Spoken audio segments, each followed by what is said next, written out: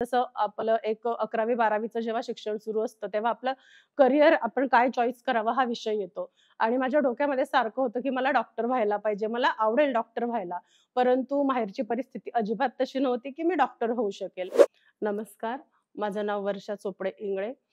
माझं जन्मगाव हे सांगवी, तालुका यावल, जिल्हा जळगाव. खरं तर बालपण हे माझं खूपच खडतर प्रवास होता. परंतु जी काही स्ट्रगल माझ्या आयुष्यामध्ये होतं, त्याची आज माझी सक्सेस स्टोरी झालेली आहे आणि या सक्सेस स्टोरीला मला आज या प्लॅटफॉर्मद्वारे सादर करण्याची संधी मिळत आहे. त्याच्यासाठी तर सर्वप्रथम एल-एम-के कट्ट्याचे मी खूप आभार मानते आणि एक छोटीशी स्टोरी आहे माझी, ती नक्कीच मला तुमच्यासोबत शेअर करायला आवडेल. माझं बालपण खूप एका सामान्य शेतकरी कुटुंबात झालं, जिथे परिस्थितीचे चटके वेळोवेळी आम्हाला लागलेले होते. आम्ही दोघं बहीण-भाऊ अभ्यासामध्ये खूप हुशार होतो, परंतु घरची परिस्थिती खूपच बिकट असल्यामुळे आम्हाला पाहिजे तसं शिक्षण घेता आलेलं नव्हतं.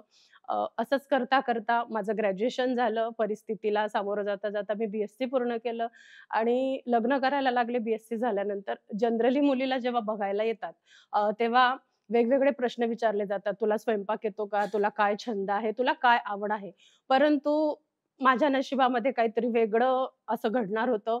जेव्हा माझ्या सासूबाई मला बघायला आल्या, तेव्हा त्यांनी सर्वात पहिला प्रश्न मला विचारला, तो म्हणजे "तुला पुढे शिकायला आवडेल का?" आणि खरंच माझ्या आयुष्याचा तो टर्निंग पॉइंट होता. बाकीचे नातेवाईक त्या स्थळासाठी थोडा विरोध करत होते, कारण मिस्टरांना त्यावेळेला पगार कमी होता. परंतु मी फिक्स केलं, की नाही मला लग्न याच घरात करायचं आहे, कारण की माझं राहिलेलं अपूर्ण जे हायर एज्युकेशनचं स्वप्न आहे, ते मला याच घरात पूर्ण करता येईल. अशी एक सासू युनिक असेल, की जी एका मुलीला बघायला आली आणि ती विचारते, की "तुला पुढील शिक्षण करायचं आहे का?" आणि त्या घरामध्ये माझं लग्न झालं आणि जसा मी उंबरठा ओलांडला त्याच्या दुसऱ्याच दिवशी सासूबाईंनी माझी एम-एस-सीला ॲडमिशन करून दिली. माझं एम-एस-सी मी पूर्ण केलं. त्याच पिरियडमध्ये कॉलेज सुरू असताना मला मुलगा झाला आणि परत सासूबाईंनी एक इच्छा व्यक्त केली, की "मी शिक्षिका आहे, तर तू सुद्धा शिक्षिका व्हावं असं मला वाटतं." थोडंसं मला वाईट वाटलं कारण मला शिक्षकी पेशाकडे जायचं नव्हतं. माझी स्वप्न वेगळी होती. मला एम-एस-सी केल्यानंतर एम-बी-ए वगैरे करण्याचा विचार होता. परंतु सासूबाई म्हणताय, "शिक, चला शिकायला काहीतरी मिळतंय." म्हणून मी त्यांच्या इच्छेखातीर डी-एड केलं. माझं बी-एड झालं. त्याच्यानंतर मला वाटलं, की चला या क्षेत्रामध्ये यांची इच्छा आहे, तर आपण याच्यातच पुढे जाऊया आणि त्याच्यानंतर मी माझं एम-एड केलं. लग्नानंतर हा संपूर्ण प्रवास माझा सुरू होता. माझ्या मुलाला माझ्या सासूबाईंनी सांभाळलं त्यांची ड्युटी करून आणि त्याच्यानंतर एम-एड झाल्यानंतर रिझल्ट लागला. रिझल्टमध्ये सुद्धा मी मुंबई युनिव्हर्सिटीमध्ये त्यावेळेला एम-एड केलेलं होतं आणि मी माझ्या प्रत्येक डिग्रीमध्ये टॉपर होते आणि त्या गोष्टीचा नक्कीच मला लहानपणापासून खूप अभिमान अभिमान वाटतो, की मी जे पण शिक्षण घेतलं तिथे मी टॉपरच राहिलेले आहे. आणि त्याच्यानंतर मग मी विचार केला, की जसं आपलं एक 11वी-12वीचं जेव्हा शिक्षण सुरू असतं, तेव्हा आपलं करियर आपण काय चॉईस करावा हा विषय येतो आणि माझ्या डोक्यामध्ये सारखं होतं, की मला डॉक्टर व्हायला पाहिजे. मला आवडेल डॉक्टर व्हायला. परंतु माहेरची परिस्थिती अजिबात तशी नव्हती, की मी डॉक्टर होऊ शकेल. मग नंतर जेव्हा माझं एम-एड पूर्ण झालं, त्यावेळेला मी विचार केला, की आपण पी-एच-डी करून सुद्धा आपल्या नावापुढे डॉक्टर लावू शकतो. ठीक आहे, रुग्णांची सेवा नाही करता येणार, परंतु एक डॉक्टरेट डिग्री माझ्या नावापुढे लागू शकते. सो मी पी-एच-डीची पेटची एक्झाम दिली. ती सुद्धा मी पहिल्याच अटेम्प्टमध्ये पास झाली आणि तो प्रवास माझा सुरू झाला. संपूर्ण शिक्षण 7 वर्ष हे माझं लग्नानंतर झालेलं आहे. त्याच्यासाठी तर सर्वप्रथम माझ्या कुटुंबाला मी खूप धन्यवाद देते, की ज्यांनी माझ्यावरती संसाराची कोणतीही जबाबदारी न टाकताना फक्त माझ्या एज्युकेशनला त्यांनी वाव दिला आणि माझं संपूर्ण शिक्षण पूर्ण करण्यामध्ये सहाय्यता दिली. सर्व काही सुखाचं असताना प्रत्येकाच्या आयुष्यामध्ये एक टर्निंग पॉइंट नाही म्हणता येणार. एक आपण दुःखद घटना म्हणूया. जसं पी-एच-डी माझं सुरू असताना मला 2012 साली मला स्वाईन फ्लू झाला. स्वाईन फ्लूमध्ये मी 21 दिवस व्हेंटिलेटरवर होते. डॉक्टरांनी संपूर्ण आशा सोडली होती, की "तू नाही वाचणार. या रुग्णांना तुम्ही घरी घेऊन जा." पूर्ण पल्स रेट माझे थांबलेले होते. म्हणजे डॉक्टर दवाखान्यात ठेवायला सुद्धा तयार नव्हते. पण माझे मिस्टर खूप त्या बाबतीमध्ये हट्ट धरून बसले, की "नाही तुम्ही जेव्हा सांगाल, की लास्ट हिचं हे झालेलं आहे, आम्ही तेव्हाच हिला घरी नेणार, तिथपर्यंत नाही नेणार." आणि झाला चमत्कार. एक चमत्कार असा झाला, आषाढी एकादशीचा दिवस होता आणि जसं की मी खूप लहानपणापासून पांडुरंगाची भक्त आहे. खूप निस्सीम श्रद्धा माझी त्याच्यावरती आहे आणि आषाढी एकादशीच्या दिवशी रात्री ज्यावेळेला मी संपूर्ण कोमात होते, म्हणजे अन्न-पाणी मी त्यागलेलं होतं दवाखान्यात. त्या रात्री आमचे एक सद्गुरू आहेत बाबा जगन्नाथ महाराज, त्यांनी मला साक्षात्कार दिला, की "बघ सर्व लोक पायी वारीला चाललेले आहेत आणि तू काय झोपलेली आहे. चल उठ. तुला आता उठण्याची तुझी वेळ आलेली आहे. तुझ्या आयुष्याची दुसरी इनिंग आजपासून सुरू होत आहे. आणि काय चमत्कार झाला काय माहिती, मला एकदम जाग आली. मी कॉटवरून उठले आणि चालत जाऊन टॉयलेटपर्यंत चालत गेले आणि मात्र तिकडे गेल्यानंतर मला भोवळ आली आणि मी खाली पडले. स्वाईन फ्लू झालेला असल्यामुळे माझ्या रूममध्ये कोणालाही एंट्री नव्हती. जसा आवाज आला तसे बाहेर माझी आई आणि मिस्टर झोपलेले होते. ते आतमध्ये आले. सर्व शॉक झाले, की "अरे, ही उठली कशी काय? चालली कसं काय?" सर्व पटापट नर्स, डॉक्टर सर्व स्टाफ आला. सगळ्यांना चमत्कार वाटला तो आणि हो, माझ्या आयुष्यामध्ये तो चमत्कार झाला. जे लोक देवाला मानत नाही त्यांना मला सांगायचं आहे, की कुठेतरी देव आहे, कुठेतरी श्रद्धा ठेवा. तुमचं चांगलं कर्म तुमच्या पाठीशी येतच. त्याच्यानंतर माझ्या आयुष्याची सेकंड इनिंग सुरू झाली. खरं तर तो प्रवास म्हणजे जरी मला पुनर्आयुष्य मिळालेलं होतं, तरी सुद्धा ते माझ्यासाठी खूपच तो कठीण काळ होता. कारण की माझी मेमरी लॉस झालेली होती. खूप प्रमाणात मेमरी लॉस झालेली होती. मला बऱ्याच गोष्टी आठवत नव्हत्या. संपूर्ण 1 वर्ष त्या डिप्रेशनमध्ये मी गेली. बऱ्याच वेळा डोक्यामध्ये नको-नको ते विचार येत होते, की हे असलं आयुष्य जगण्यापेक्षा मी नसलेली बरी. आणि ह्या परिस्थितीमध्ये मात्र माझ्या कुटुंबाने मला खूप सावरलं. माझी खूप सारी त्यावेळेला आपण ट्रीटमेंट केली. न्यूरोलॉजिस्टची माझी ट्रीटमेंट झाली, मेडिटेशन्स झाले आणि मग कुठेतरी पुन्हा माझ्या सासूबाईंनी मला उमेद दिली, की "तू पुन्हा जॉब कर. तुझं जे काही आहे शारीरिक व्याधी त्या निघून जातील." कारण या स्वाईन फ्लू नंतर मला डायबिटीज सुरू झाला होता. वयाच्या अवघ्या 29व्या वर्षापासून मी डायबिटीज पेशंट झाली. मला अस्थमा सुरू झालेला होता, थायरॉइड होता, खूप सारे आजार सुरू झाले आणि सर्वात महत्त्वाचं माझं जे वजन होतं ते जवळपास 22 किलोनी वाढलेलं होतं. कारण स्लिम अँड फिट असलेली मी 22 किलोने वाढल्यानंतर माझा जो कॉन्फिडन्स असतो एक आपल्या स्वतःच्या शरीराचा, आपल्या सौंदर्याचा तो खूपच डाउन झालेला होता, की मी आता चांगली दिसत नाही, जाड झाली. याच्यामुळे मला खूप ते वाईट वाटत होतं.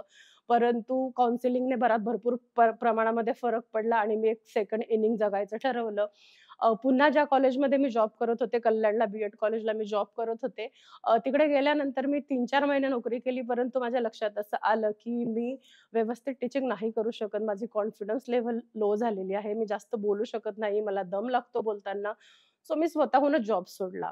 परंतु जॉबलेस राहणं मला काही पटत नव्हतं. कारण जे हात देणारे असतात, त्या हातांना घेण्याची कधीही सवय नसते. सो माझ्या आयुष्यात तसंच होतं, की मला कधीच माझा हात हा असा मागणारा हात नको होता. नेहमी माझा हात देणारा पाहिजे या विचारांची मी आहे. आणि मग कुठेतरी टर्निंग पॉइंट माझ्या लाईफमध्ये आला. वर्क फ्रॉम होम एक अपॉर्च्युनिटी मी पाहिली, की ज्याच्यामध्ये आपण घरी बसून आपल्या सोयीनुसार काम करू शकतो. सो मी चॉईस केलं नेटवर्क मार्केटिंगमध्ये. मी एल-एम-एममध्ये माझं करियर ट्राय करून बघण्याचा मी विचार केला. परंतु प्रिव्हियस शिक्षण जसं माझं एज्युकेशनमध्ये होतं, मला बोलायची वगैरे चांगली स्टेज कव्हर करायची चांगली प्रॅक्टिस होती. तो अनुभव माझा इथे कामा आला आणि गेल्या 6 वर्षापासून आज मी नेटवर्क मार्केटिंग क्वीन म्हणायला हरकत नाही. कारण आज जवळपास 15 ते 20,000 बायकांचं नेटवर्क माझं पर्सनल नेटवर्क आहे. आणि हल्लीच आता एक 7 महिन्यापूर्वी एक नवीन नेटवर्क मार्केटिंग कंपनी मी जॉइन केलेली आहे. कंपनीचं नाव आहे D dream trade end marketing. या कंपनीमध्ये जेव्हा मी जॉइन केलं त्यावेळेला मला म्हणजे मी किती इन्कम कमवू शकते हे मला माहिती नव्हतं. पण काहीतरी माझ्या संसाराला हातभार लागायला पाहिजे याच्यासाठी मी सुरुवात केली. जेव्हा ही कंपनी मी जॉइन केली त्यावेळेला माझा मुलगा होता 10वी म्हणजे आजपासून 8 महिन्यापूर्वी. मुलाची 10वी एक्झाम सुरू होणार होती. माझ्यापुढे खूप चॅलेंज होतं. कारण आमचा बिझनेस म्हणजे सारखं कंटिन्यू दिवसभर फोनवर बोलायचं. मुलाचा अभ्यास आणि माझं फोनवर बोलणं याचा ताळमेळ साधणं खूप कठीण होतं. परंतु मुलाने सांगितलं, की "मम्मी तू तुझं काम कर, मी माझं काम करतो." त्याने मला चॅलेंज केलं, की "माझा रिझल्ट लागेपर्यंत तू 1 महिन्यामध्ये ₹2,00,000 इन्कम तुझं चल कंप्लीट करून दाखव." मी त्याला चॅलेंज दिलं, की "तुला नीटला ॲडमिशन घ्यायची आहे तर लागणारी फी होती बायजूस आकाशची काहीतरी 4-4.5 लाख. तू जर ती स्कॉलरशिप दिली आणि तू जर निम्मी फी पूर्ण केली तर ती फी मी तुझी भरेल." म्हणजे मला सांगायचं हे आहे, की मुलगा एवढा समजूतदार आहे. लहानपणापासून त्याने माझं स्ट्रगल पाहिलेलं आहे आणि मी प्रत्येकालाच सांगते, की आपल्या मुलांना इतरांची उदाहरणं देण्यापेक्षा आपणच आई-वडिलांनी असं काम करायला पाहिजे, की आपल्या मुलांचा आदर्श आपणच झालो पाहिजे. आणि माझ्या बाबतीत सेम तसंच आहे. माझ्या मुलासाठी आम्ही दोघं नवरा-बायको एक आदर्श आहोत आणि आज जे माझं अपूर्ण स्वप्न होतं डॉक्टर बनण्याचं, ते स्वप्न माझ्या मुलाने स्वतःहून पाहिलं याचा मला म्हणजे प्रचंड खूप आनंद होतो, की जे मी पूर्ण करू शकले नाही, ते माझ्या मुलाने आपसुकच मला सांगितलं, की जेव्हा तो 9वीत होता तेव्हाच म्हटला, "मम्मी एकच ऑप्शन मला नीट क्रॅक करायची आणि मला एम-बी-बी-एस करून डॉक्टरच व्हायचंय." सो माझ्या आनंदाला म्हणजे खूप सीमाच राहिली नाही, की चला माझं स्वप्न पूर्ण होईल. परंतु प्रश्न तोच होता, की माझं स्वप्न पैशांमुळे अपूर्ण राहिलेलं होतं. माझ्या मुलाचं स्वप्न पैशांमुळे अजिबात अपूर्ण राहायला नको. बघा फायनान्शियल कंडिशन माझ्या फॅमिलीची सांगायची झाली तर खूपच स्ट्राँग आहे. मिस्टरांना माझ्या गव्हर्नमेंट जॉब आहे, सासूबाई शिक्षिका होत्या. म्हणजे घरी माझ्या खूप वेल एंड सेट आहे, की मुलाचं शिक्षण ते लोक सहज करू शकतात. पण मग ॲज एक आई म्हणून मी काय? कारण आईचा रोल आयुष्यामध्ये काय असतो हे मी माझ्या आईपासून पाहिलेलं होतं, माझ्या सासूबाईंपासून पाहिलेलं होतं. मला माझ्या आईसारखी आणि माझ्या सासूबाईंसारखी एक आदर्श आई म्हणून पुढे यायचं आहे आणि तिथून मी मनाशी ठरवलं, की माझ्या मुलाचा सर्व हायर एज्युकेशनचा खर्च हा मी माझ्या स्वतःच्या कमाईतून पूर्ण करेल आणि सांगायला खूप मला शेअर करायला खूप अभिमान वाटेल, की या 7 महिन्याचं माझं टोटल इन्कम जर कोणी विचारलं, तर आज मी ₹5,00,000 महिना या नेटवर्क मार्केटिंगमध्ये घेते. कदाचित कोणताही जॉब करून मला एवढं इन्कम मिळालेलं नसतं. पण आज या 7 महिन्यामध्ये माझ्या मुलाच्या हायर एज्युकेशनची संपूर्ण सोय त्याच्या आईने केलेली आहे. एक आईने जर मनात आणलं, एका आईने जर जिद्द पकडली, की माझ्या मुलांसाठी मी हे करू शकते, तर जगातील कोणतीच ताकद त्या आईला थांबवू शकत नाही. मला एवढंच सांगायचं आहे, की स्वतःला चॅलेंज देत चला जगामध्ये काय चाललेलं आहे आपल्याला त्याच्याशी काही घेणं-देणं नाही. मी, माझं कुटुंब आणि माझ्यापासून कुणालाही काही त्रास होणार नाही. देताच आलं तर मला इतरांना काय वाटता येईल, मला काय आनंद देता येईल, असं जर आपण वागलो तर नक्कीच ते जे ब्लेसिंग्स असतात ते आपल्यासाठी खूप कामा येतात आणि माझ्यासोबत माझी जी संपूर्ण टीम आहे, आज हजारो महिलांना मी रोजगार माझ्यामार्फत त्यांना ती संधी दिलेली आहे. ज्यावेळेला त्या मला फोन करून सांगतात, की "मॅडम आज तुम्ही प्लॅटफॉर्म दिला म्हणून मुलांची फी भरता आली." एखादी सांगते, "मी मिस्टरांना गाडी गिफ्ट केली." एखादी सांगते, "मुलाला लॅपटॉप दिला." ते मला खूप छान वाटतं, की इतरांच्या सुखाचं कारण आपण बनलेलो आहोत आणि असंच सर्व महिलांनी इतरांच्या सुखाचं कारण बनावं.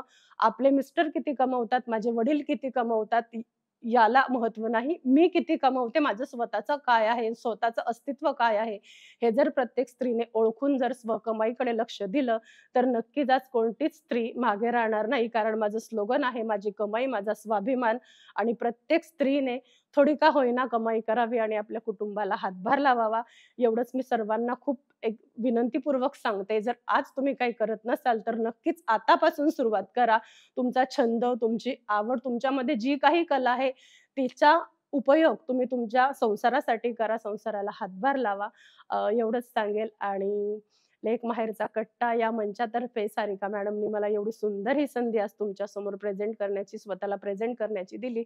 त्याबद्दल तर सर्वप्रथम सारिकाताईंचे आभार आणि संपूर्ण ॲडमिन पॅनल लेक माहेरचा कट्टा यांचे सुद्धा खूप मनापासून आभार आणि पुन्हा एकदा सर्वांना धन्यवाद. Thank you.